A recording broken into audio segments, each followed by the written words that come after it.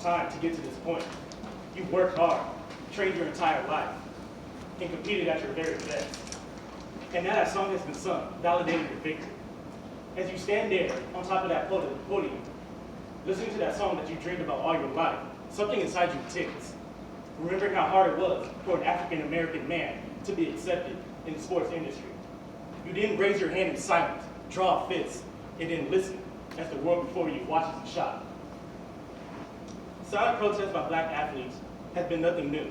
In the 2017 Washington Post article by Lonnie Bunch that titles "Protest in Sports is Not New at All," it outlines many instances that black athletes use. To protest to bring awareness to political and social issues.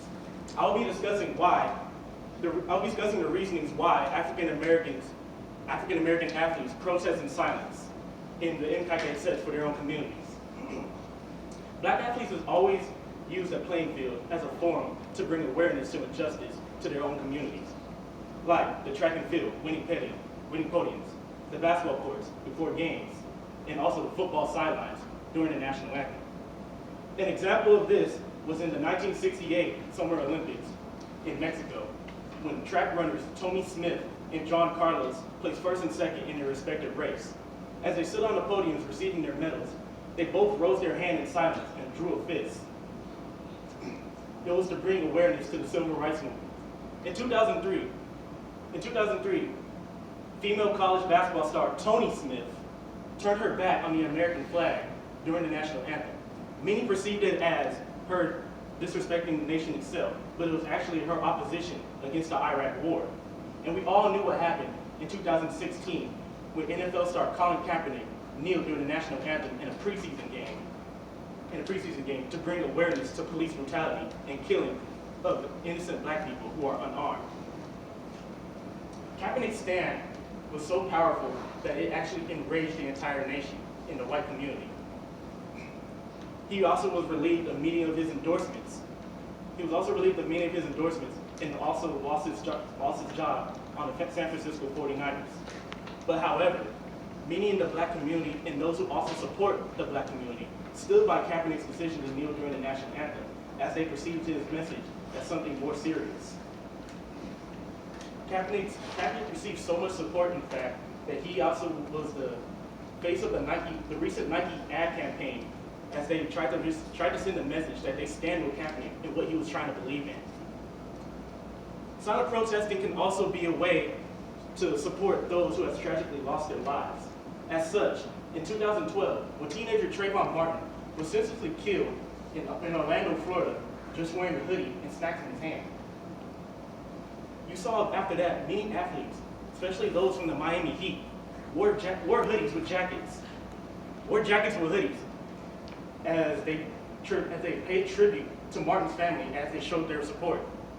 Or also when Eric Garner was wrongfully choked to death by police officers, as he continuously muttered, "I can't breathe." After that, athletes everywhere, not just black, but Hispanics and white people too, they all wore shirts that stated those very last words that Garner spoke.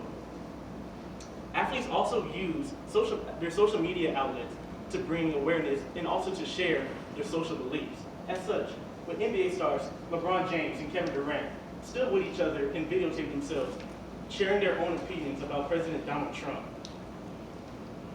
After they did that, it received so much backlash from the Trump community and the white community sometimes too, that even Fox News host Laura Ingraham took to the television to advise Kevin Durant and LeBron James to shut up and dribble, to leave the politics to the professionals.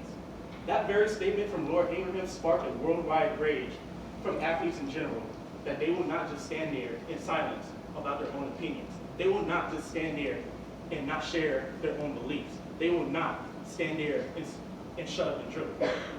So in conclusion, I spoke about how African Americans protest in silence, or they can protest in general, however they want to do. And I also spoke about how it impacts the communities. You see all of America starting to buy into this movement that African American is trying to set for black athletes and what they're trying to do. So in the end, we do live in the land of the free, home of the brave. But in the past, many believe that the minorities, such as black people, shouldn't be able to share their own opinions, as they try to receive it as disrespect. But we all have to stick together and continue to share our own opinions, our own beliefs.